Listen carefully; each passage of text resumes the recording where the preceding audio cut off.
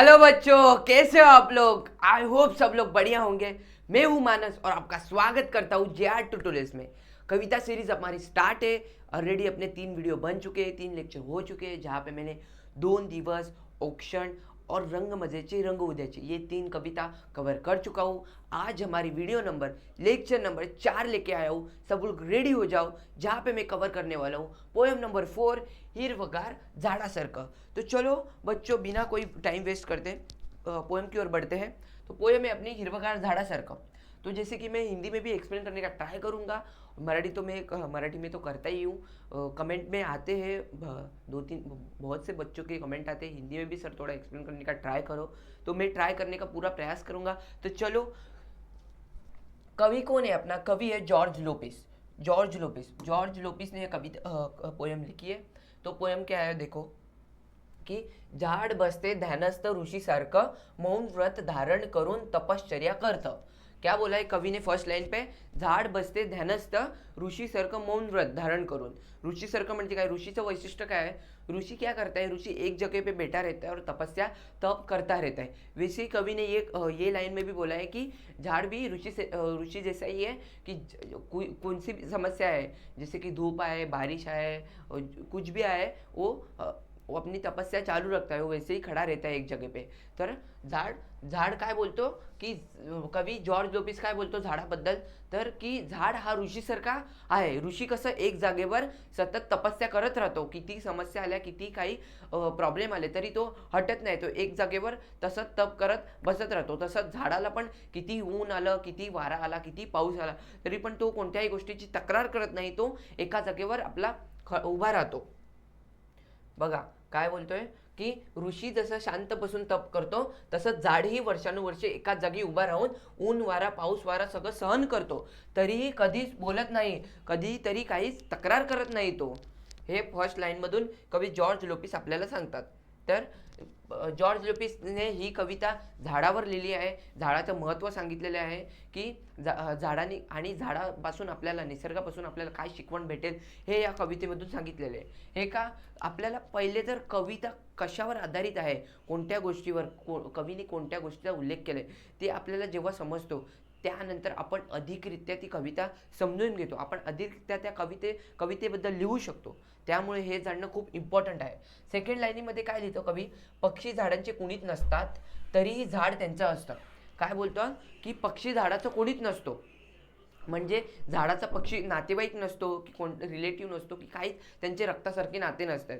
कि देखो क्या बोल रहे हैं कि कवि जॉर्ज लोपिस क्या बोल रहे हैं सेकंड लाइन में कि जो पक्षी रहते हैं वो झाड़ के नीचे आके बैठते, फांदी पे बैठते, झाड़ के नीचे आके बैठते।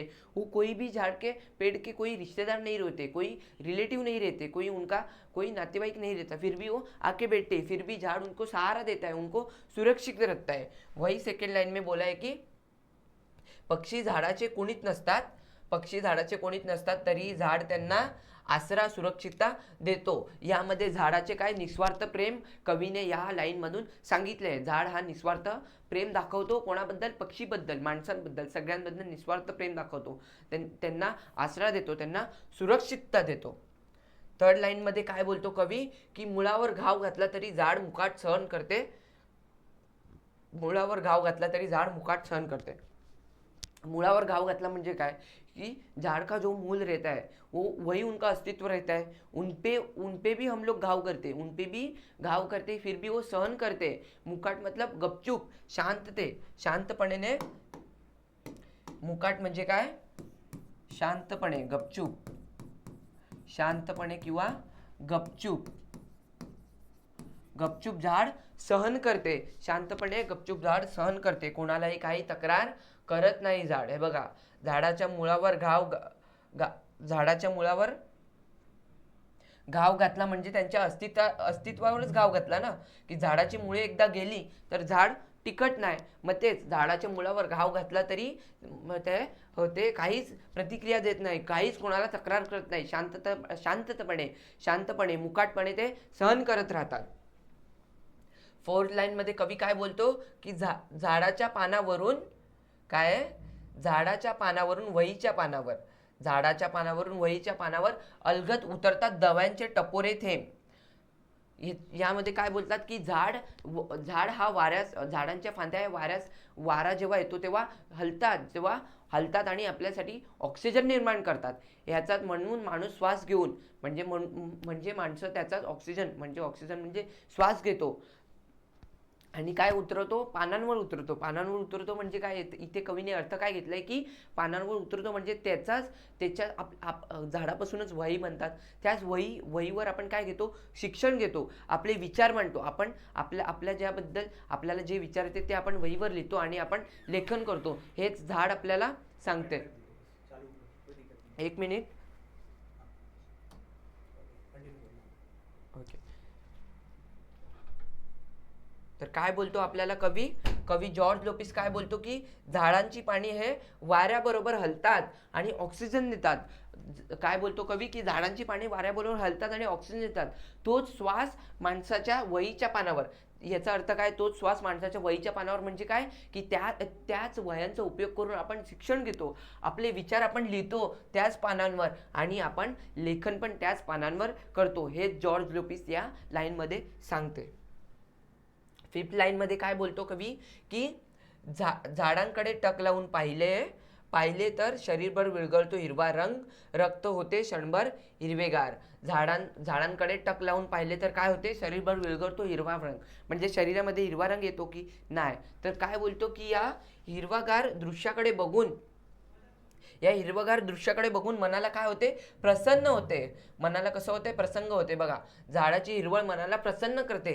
झाडाकडे पाहिल्यावर मनातील नकारात्मक विचार दूर होतात. बघा, आपण जेव्हा कंटाळा येतो आपल्याला किंवा आपल्याला कुठे फिरायला जायचं असेल तर आपण कोणत्या जागी जातो, ज्या ठिकाणी मोकळी जागा आहे, ज्या ठिकाणी निसर्ग आहे, ज्या ठिकाणी शांतता आहे, त्या ठिकाणी आपण फिरायला जातो आणि आपल्याला इतकं प्रसन्न होते, आपल्या मनाला खूप प्रसन्न वाटते. आपल्यामध्ये जे पण नकारात्मक विचार आहेत ते निघून जातात आणि आपल्या मनाला उत्साह येतो, एक प्रसन्न येतो आणि आपल्याला कसं वाटते की निसर्गाची चैतन्यमय शक्ती सच्चारते. म्हणजे आपल्या शरीरामध्ये एकदम खूप प्रसन्नसारखं वाटते, जसं की निसर्गानेच आपल्याला ती शक्ती दिलेली आहे. हेच कवी सांगतो. आणि 6th लाईनमध्ये कवी काय बोलतो, 6th लाईनमध्ये कवी काय बोलतो की आयुष्य होतं नुकत्याच खुडलेल्या फुलासारखं टवटवीत. आयुष्य होतं नुकत्याच खुडलेल्या फुलासारखं म्हणजे काय, टवटवीत म्हणजे काय. मी हे इरेज करतो, तुम्ही बुकमध्ये लिहून घ्या इम्पॉर्टंट शब्द, कारण की तेही एक्झामला 2 मार्क्सला येतात. आणि मी तुम्हाला बोलतो की मेक शुअर तुम्ही पेन आणि बुक घेऊन बसा आणि इम्पॉर्टंट शब्द नोट करत बसा.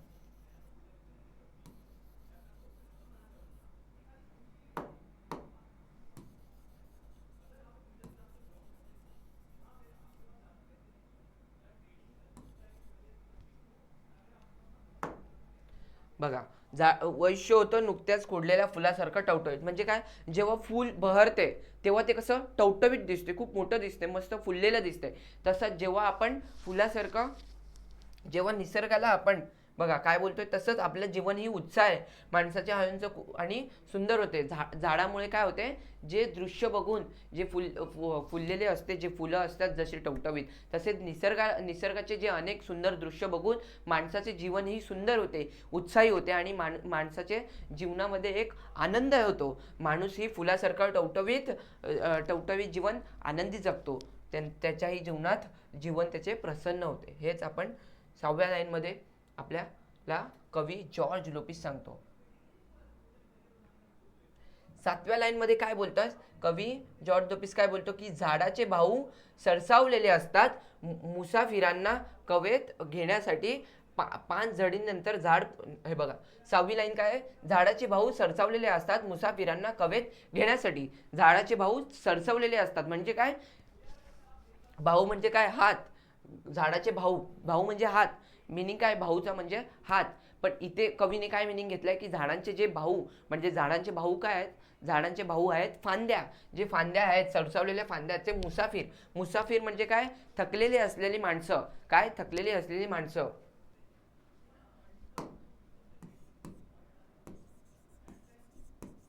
थकलेली माणसे किंवा थकलेले प्राणी, जे पण काय असेल, आपण प्राणीच आहेत, ते त्यांना काय देतो, तो आसरा देतो. काय देतो? झाड एक आसरा देतो. बघा, आपण जेव्हा ऊन असेल तेव्हा आपण थकलेले असतो, तेव्हा आपण कुठे जातो? झाडाच्या खाली बसतो. पक्षी असतील ते झाडांच्या फांद्यावर बसतात. पाऊस असला, पावसापासून वाचवण्यासाठी पण आपण झाडाच्या खाली जातो. तर तेच कवी या लाईनमधून बोलतोय. काय बोलतो की झाड हे अतिथी देवो भव. देवो भव म्हणजे काय?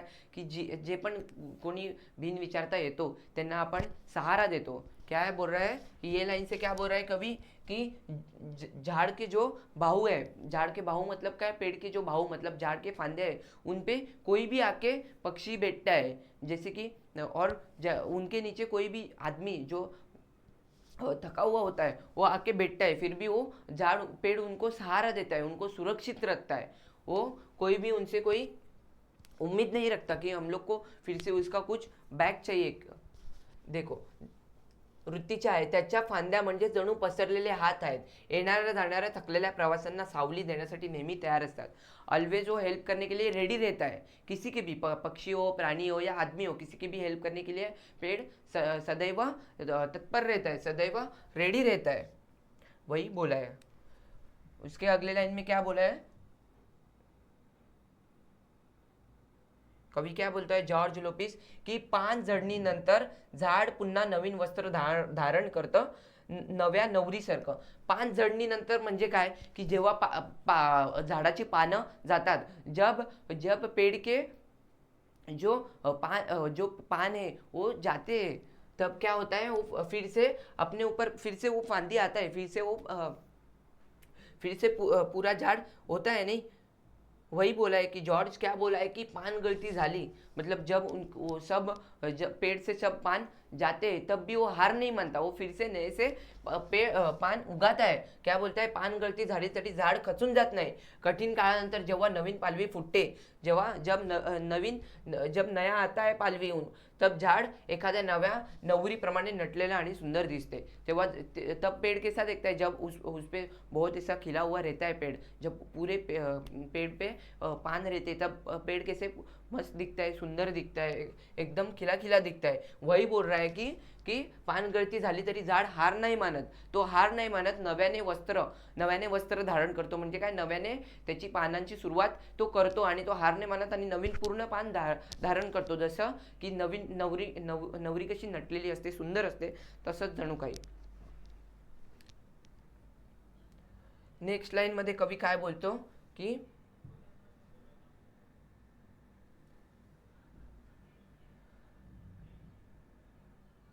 झाडाला पालवी फुटल्यावर फुटते शरीरभर पालवी अन झळकली जाते मरगळ.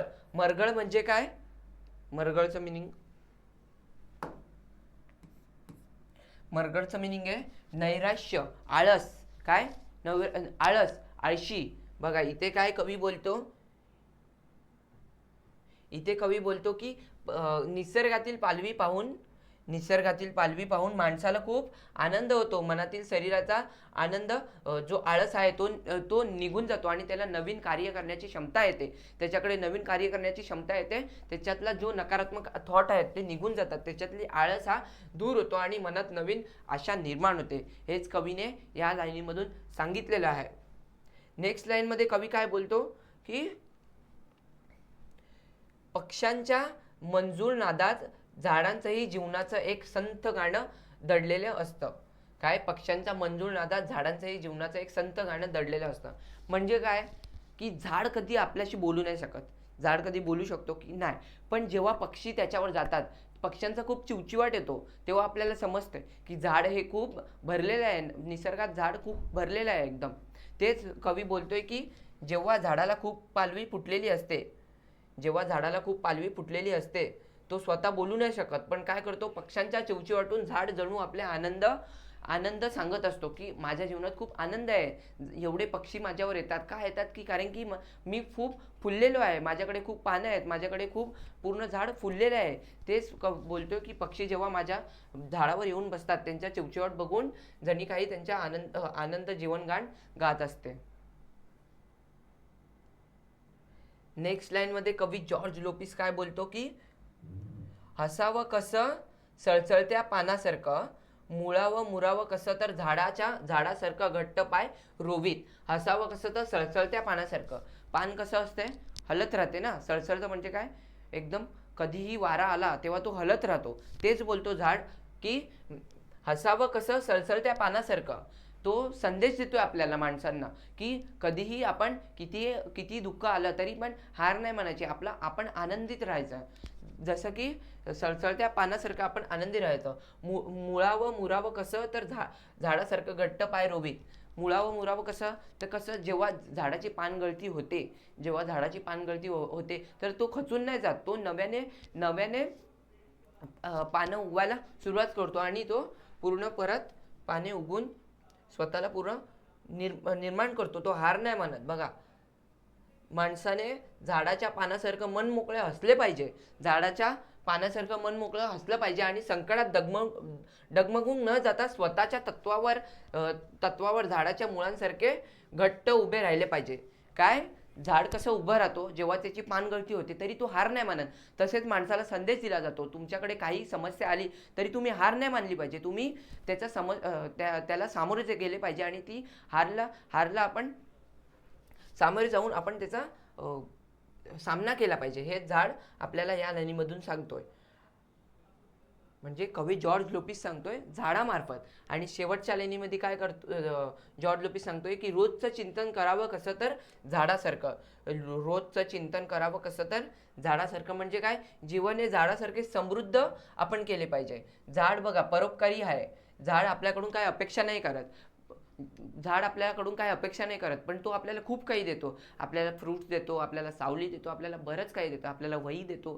त्याच्यामुळे वह्यांमुळे आपण शिक्षण घेतो, आपले विचार मांडतो, आपण आपले लेखन करतो. झाड खूप काही आपल्याला देतो, पण झाड आपल्याकडून त्या बदल्यामध्ये काय मागतो का?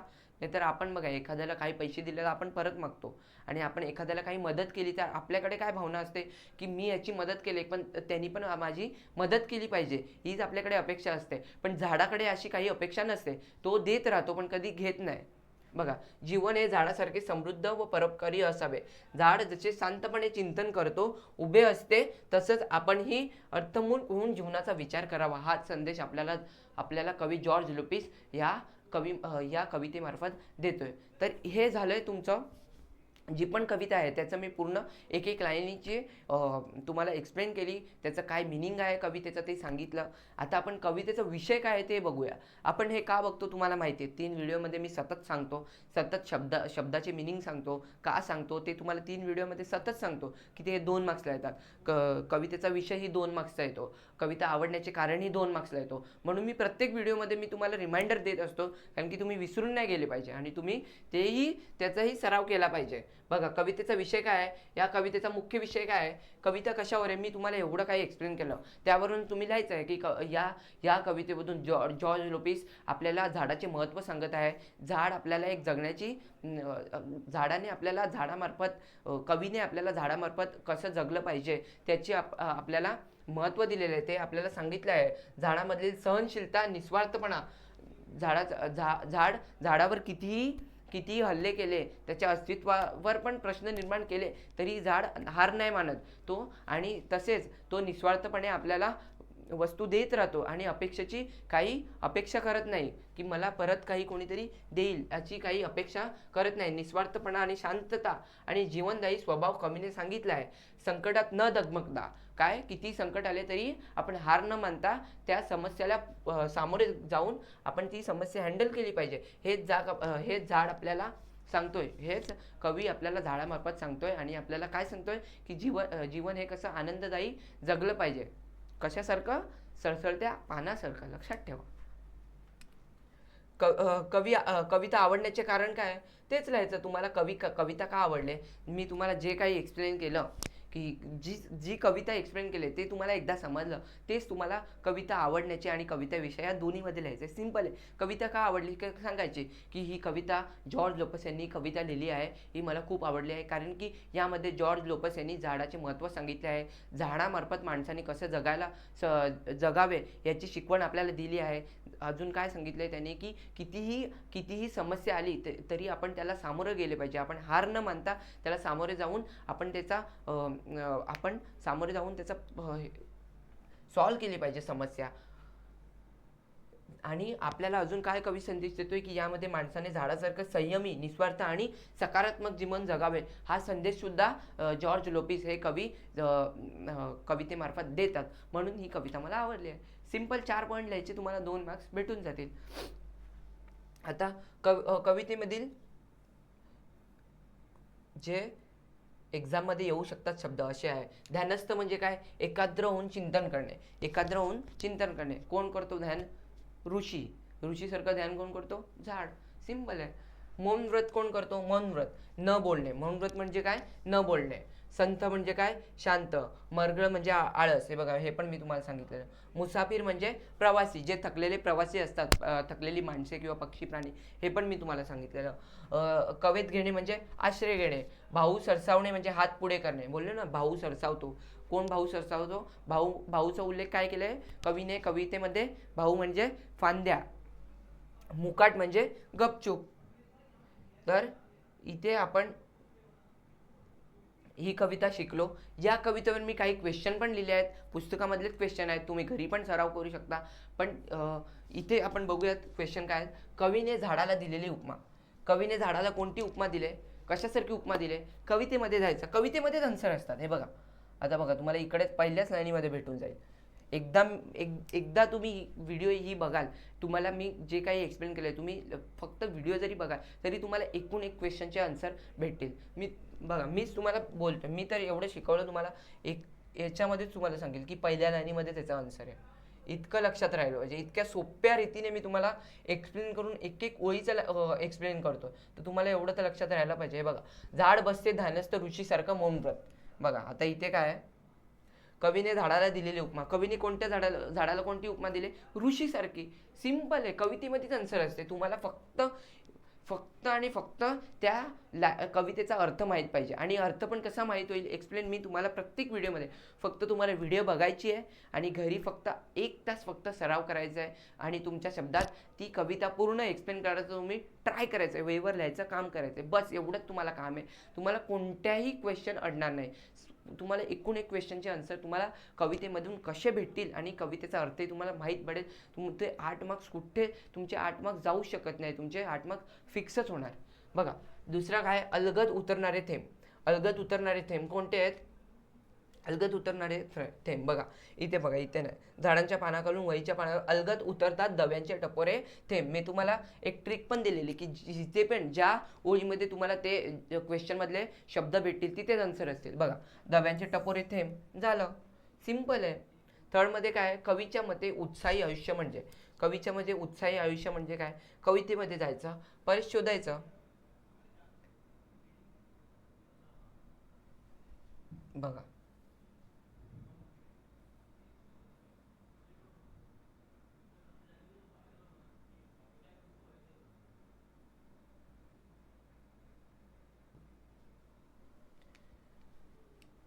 कविता वाचायची आणि त्यामधून जिथे तुम्हाला दिसेल त्याचा अर्थ, तिथे तुम्हाला भेटेल ते आन्सर. खूप इझी आहे. आता याचा आन्सर तुम्ही मला सांगा.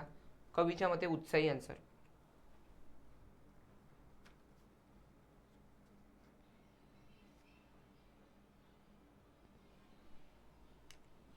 बघा, कविता वाचू आपण. काय? झाड बसते ध्यानस्थ ऋषीसारखे मौन व्रत धारण करून तपश्चर्या करतं. पक्षी झाडांचे कुणीच नसतात तरी झाड त्यांचं असतं. मुळावर घास घातला तरी सहन करते. झाडांच्या पानावर इथे नाही. झाडावर टक लावून पाहिलं तर शरीरभर विरघळतो हिरवा रंग. रक्त होते क्षणभर हिरवेगार. आयुष्य होते नुकत्याच कुडलेल्या फुलासारखं टवटवीत. आयुष्य कधी होते? उत्साही कधी होते? की जेव्हा ते कुडलेल्या फुलासारखं टवटवीत होते, तेव्हा आयुष्य सुंदर होते. सिंपल आहे. मी तुम्हाला तेवढंच बोलतोय की शब्द बघायचे. तुम्हाला नाहीच समजली, कवितेचा अर्थच नाही समजला, तर शब्द बघायचे आणि कवितेमध्ये जिथे तो शब्द भेटेल तिथेच तो आन्सर असणार आहे. शेवटचं काय क्वेश्चन? झाडाकडे टक लावून पाहिल्यानंतर घडणाऱ्या गोष्टी. झाडाकडे टक लावून घडणाऱ्या, जेव्हा आपण टक लावून पाहतो तेव्हा काय होते? बघा, इथेच आहे आन्सर. झाडाकडे टक लावून पाहिलं तर शरीरभर विरघळतो हिरवा रंग. रक्त होते क्षणभर हिरवेगार. आयुष्य होतं नुकत्याच कुडलेल्या फुलासारखं टवटवीत. 3 गोष्टी आहेत. सिंपल आहे. 3 पैकी तुम्हाला 2 विचारण्यात येतील, कोणत्याही 2 लिहायच्या. तिथेच असतो आन्सर. सिंपल क्वेश्चन भेटेल, आन्सर पण तिथेच. हेच करायचं आहे तुम्हाला. तर मी तुम्हाला आज ही व्हिडिओ नंबर 4मध्ये हिरवगार झाडासारखी ही कविता एक्सप्लेन केली आहे पूर्ण. त्यावर क्वेश्चन पण घेतलेत, कसे क्वेश्चनचे आन्सर फाइंड करायचे हे पण सांगितलं आहे. तरीसुद्धा तुम्हाला काही अडलेल, काही प्रॉब्लेम असेल तर तुम्ही जे आर ट्युटोरियल्सच्या इन्स्टा पेजवर इथे मेसेज करा, तुमचा प्रॉब्लेम सांगा, किंवा माझा पर्सनल इंस्टाग्राम ID इथे तुम्हाला मी मेन्शन केला आहे, तिथे जाऊन तुम्ही मेसेज करा. मी तुमची समस्या किंवा जे काही प्रॉब्लेम असेल सॉल्व्ह करण्याचा प्रयत्न करेल. तर आजची व्हिडिओ आपण इथे स्टॉप करत आहे. भेटूया नेक्स्ट व्हिडिओमध्ये, तिथे घेऊन येणार आहे मी नेक्स्ट व्हिडिओ, जे नेक्स्ट कविता असेल ती. भेटूया नेक्स्ट व्हिडिओमध्ये. काही पण प्रॉब्लेम असेल तर जिथे बोललो तिथे तुम्ही मेसेज करा, मी प्रॉब्लेम सॉल्व्ह करण्याचा ट्राय करेल, किंवा कमेंटमध्ये लिहिलं तरी चालेल. भेटूया नेक्स्ट व्हिडिओमध्ये. Bye bye, take care.